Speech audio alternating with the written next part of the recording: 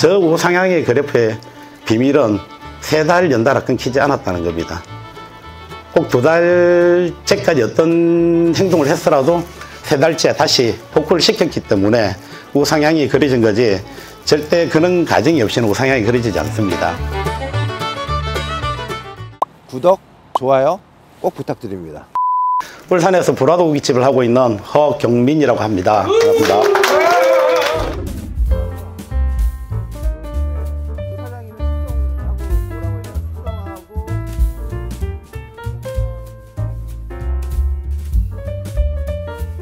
맛집을 떠나서 여기 대표는 진짜 학구적인 것 같아요.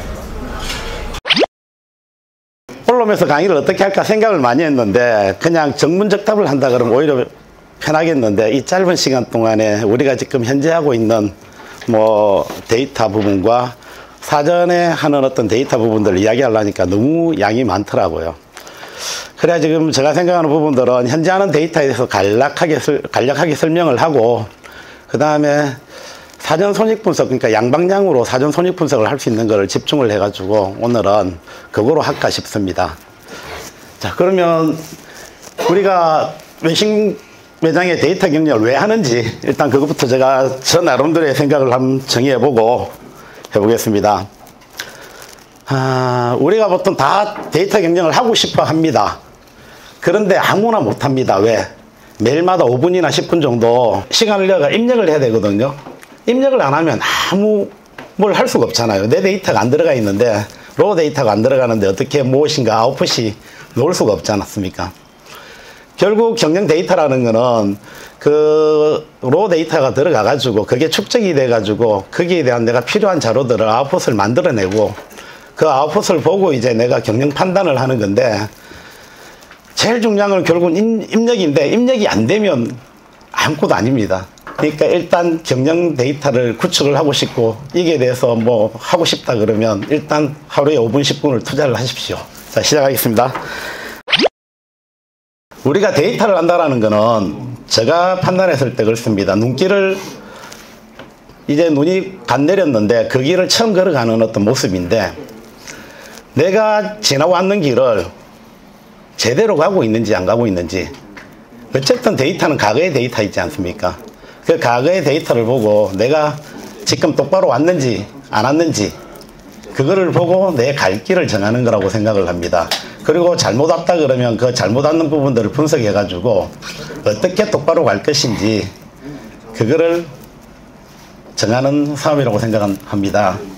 제가 오늘 이제 보여줄 게 2가지가 있는데, 첫 번째는 현재 저희들이 가게를 운영하면서 사용하는 데이터와, 두 번째는 가게를 오픈하기 전에 사전 손익 분석을 하는 부분들을 보여드릴 건데, 사전 손익 분석을 오늘 주요 강의로 해가지고 시간을 좀 이쪽에 많이 할애할 겁니다. 왜 그러냐면, 우리가 지나고 난 다음에 바꾸기는 진짜 10의 힘, 100의 힘이 필요합니다. 정말 바꾸기가 힘듭니다. 그런데 이제 하기 전에 힘은 1만 들이면 그 1 이상으로 바꿀 수가 있거든요. 여러분도 잘 아실 겁니다. 다 기획해가지고 다 장사 오픈해놓고 바꾸려 그러면 뭐 직원이 안 따라오지, 여건이 안 되지, 돈이 안 되지, 수많은 어떤 어려움 때문에 바꾸기가 정말 힘듭니다. 그렇기 때문에 꼭 이제 사전에 분석을 해가지고 내가 손익이 얼마 남는지, 이게 얼마 남지 않으면 어떻게 이걸 내가 목표하는 수익을 남길 건지, 그런 사전 기획을 내가 들어가야 된다는 거, 그래야지만이 내가 바꿀 수 있다는 거. 그래서 오늘 제가 중점적으로 드리고 싶은 이야기는 사전 손익 분석에 대해서 이야기를 하겠습니다. 지금 보시는 데이터는 이제 제가 운영하고 있는 불화도고깃집에 대해서 현재 하고 있는 그 데이터입니다. 그러니까 크게 구성은 3가지로 나눠져 있습니다. 입력하는 부분과 수입, 지출하는 부분들, 그리고 이 2가지 결과로서 나타나는 경영 데이터, 이 크게 3가지가 있습니다. 이것들이 모이면 똑같이 우상향 통장 매출이나 인원 매출이나 이런 것들이 상향을 그리고 있는지 아닌지, 순수익이 상향을 그리고 있는지 안 그리고 있는지, 그리고 이제 뭐 테이블 수가 늘어나는지, 이런 부분들을 일단 그래프로서 우리가 가장 기본적인 데이터를 갖고 내가 잘 되고 있는지 못 되고 있는지를 봅니다. 잘 되고 있으면 굳이 뭐 볼 필요가 없다고 생각합니다. 근데 저 같은 경우도 이 평단가 부분이 다른 그래프에 보면 좀 기울기가 밋밋했습니다. 그러니까 작년에 이제 조금 올라가기 갔기 때문에 이게 조금 기울게 올라갔는데 그 전까지는 이게 평행을 그렸습니다. 그러니까 저 같은 경우는 결국은 이 데이터를 보면서 추세만 보다가 평단가가 문제가 있네. 테이블 수도 늘어나고 매출도 늘어나고 순수익도 늘어나는데 평단가는 안 늘어난다는 거죠. 그러면 저한테는 평단가가 문제가 있는 겁니다. 그래서 저 같은 경우는 이제 평단가를 개선하기 위해 가지고 외식 경영하고 굉장히 노력을 많이 해가 실제 이제 저렇게 기울기를 평행되는 기울기에서 저렇게 2022년도에 저런 식으로 바꾼 거죠. 그러니까 저런 부분들은 솔루션은 전문가한테 맡기는 게 좋은 것 같고요. 그러니까 일단 데이터라는 거는 저는 어떤 컨설팅에 놓는 어떤 뭐 그 구체적인 방법까지 가르쳐 주진 않습니다. 내가 문제가 뭔지, 그리고 저는 데이터를 바탕으로 어떤 문제가 있는지 현상 정도는 찾을 수가 있지만은 그 해결책은 전문가한테 물어보는 게 좋다라고 생각을 합니다. 저 같은 경우도 모든 게 다 우상향이었지만은 여기 보시듯이 전부 다 보면 2022년도를 빼면 평행하지 않습니까? 그러니까 객단가 부분들도 전문가로 이야기하면 충분히 할 수 있었기 때문에 제가 저렇게 바뀌면서 이제 모든 그래프를 상향으로 만들 수가 있었는데, 제가 보는 현재의 데이터는 저겁니다. 추세만 봅니다. 추세가 다 우상향을 그리면 더 이상 손을 대지 않는다. 그런데 추세에 어떤 문제점이 있다. 평행하거나 밑으로 커진다 그러면 거기에 대해서는 꼭 손을 대야 되고, 특히 데이터의 속성상 3달 연달아 하향을 그리면 그거는 복구하기가 힘듭니다. 한 달이 꺾이고 2달째 추정을 했을 때 2달째도 계속 꺾이고 있다 그러면 무엇인가 어떤 작업을 해야 됩니다. 이벤트를 하든 뭐 마케팅을 하든 아니면 어떤 뭐 안에서 어떤 뭘 하든 뭐 상품성을 또 개발을 하든 무엇인가를 해서 세 번째 달은 다시 상승으로 이끌지 않으면 그 추세는 잘 살아나지 않습니다. 제가 데이터에서 전체적인 추세를 보는 것 외에 가장 신경 쓰는 거는 이제 그 3달 연달아 꺾이느냐 안 꺾이느냐, 한 달 꺾이고 2달째 중간쯤에 추정을 했을 때 역시 꺾이고 있으면 2달 내에 어떠한 무엇인가를 하게 됩니다. 해가지고 그게 무조건 다시 상승하게 만들어줍니다. 저 우상향의 그래프의 비밀은 3달 연달아 끊기지 않았다는 겁니다. 꼭 2달째까지 어떤 행동을 했더라도 3달째 다시 복구를 시켰기 때문에 우상향이 그려진 거지, 절대 그런 가정이 없이는 우상향이 그려지지 않습니다. 그리고 여기에서 이제 제가 요 추세만 본다 그랬는데, 추세 보고 그 다음에 1 집어넣을 때 어떤 부분들을 한번 보여드리겠습니다. 그러니까 요 입력란은 여기서 보시듯이 요게 이제 요 노란 부분들이 제가 입력하는 란입니다. 하루에 한 5분에서 10분 정도 입력을 하는데, 요 노란 부위에 보면 메뉴에서 판매량하고 시간대별, 그 다음에 이제 뭐 현금용 수정인지 울산페이인지 카드인지 이런 부분들, 그리고 통장에 들어왔는 부분들, 돈 들어왔는 부분들을 입력을 해주고, 특히 요 현 통장 잔고라고 이렇게 되어 있는데 요게 무조건 지금 내 통장하고 이거하고 무조건 엔더가 같아야 됩니다. 이게 틀리는 순간에 이건 아무 의미가 없어집니다. 항상 통장 잔고하고 여기 있는 이 시트하고는 무조건 같아지게 하는 요것들을 입력을 해주고, 그 다음에 수입에 대한 입력 부분이고요. 그 다음에 이제 지출에 대한 부분인데, 지출은 여기도 역시 노란 부분만 입력을 하면 되는데, 일단 우리 지출이라는 건 노무비 있지 않습니까? 그럼 노무비에 대해서 직원들이 일했는 걸 넣어주고요. 그리고 제로비에 대해서 제로비나 뭐 제로비가 대부분이겠죠.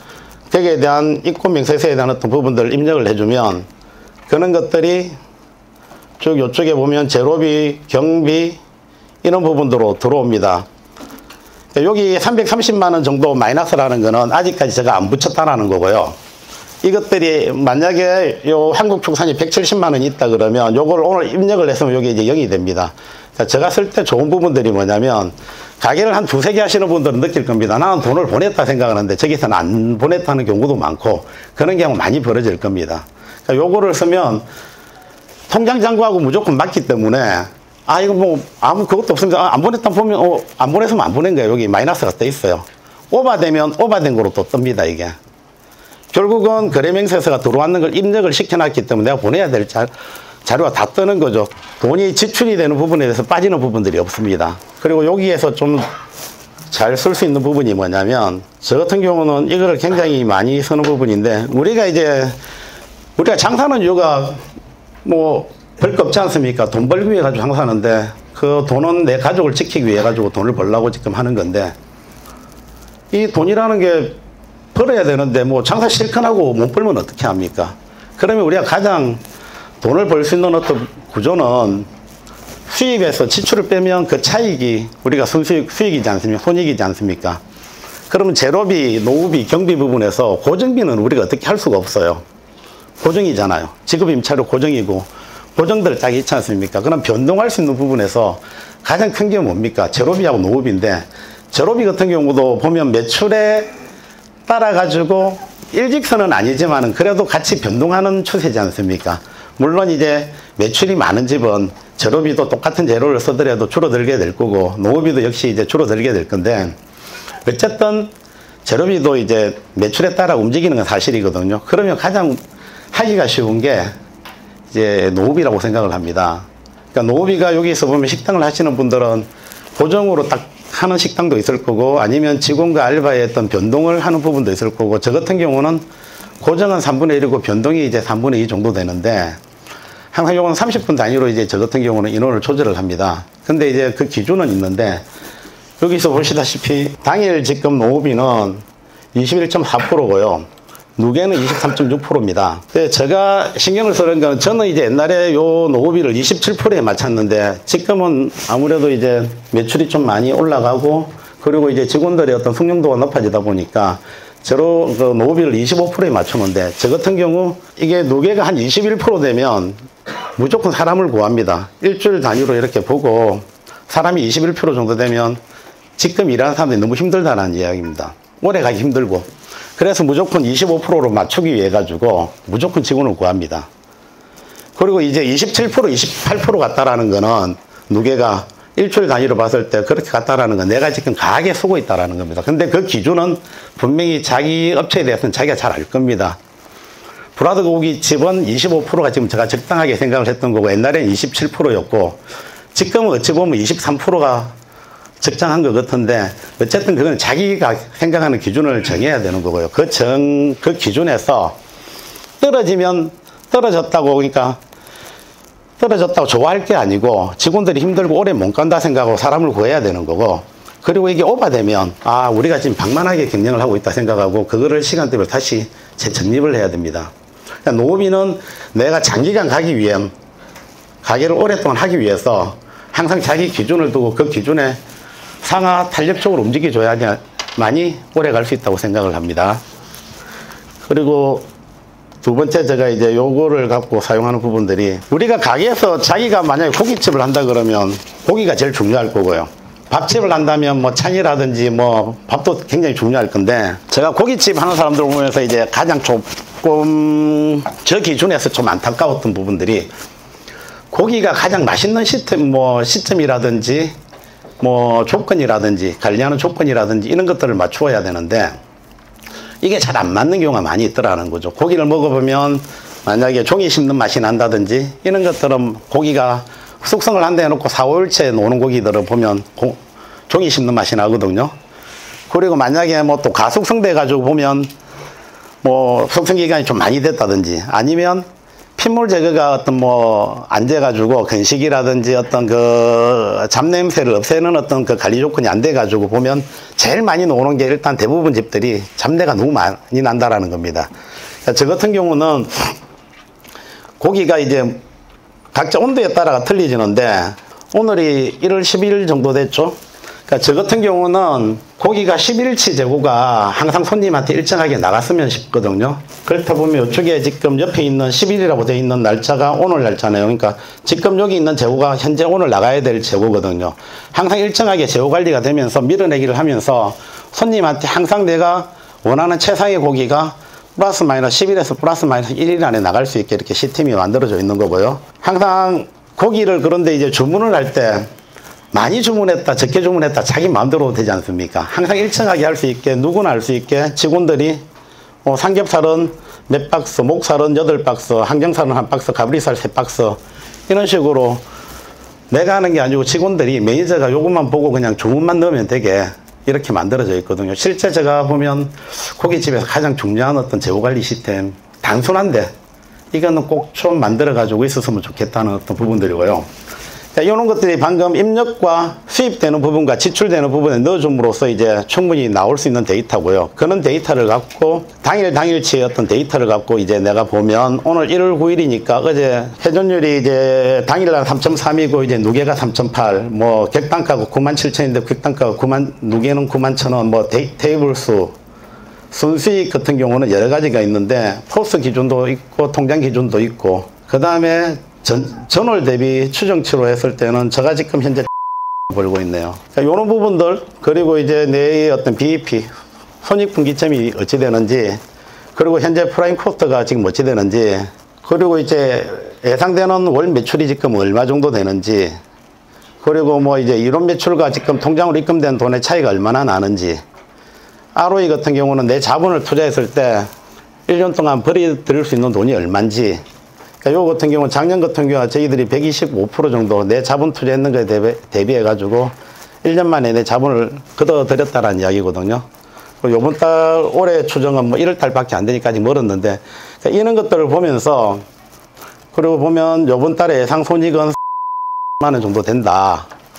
그러니까 이런 것들을 보면서 그냥 잘 가고 있네.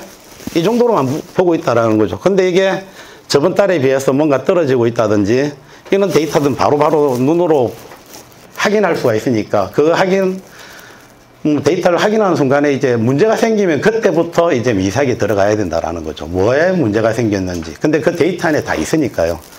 뭐가 떨어져가 노는 건 데이터 안에 다 있기 때문에 그 데이터를 보면서 이제 현상을 찾아야죠.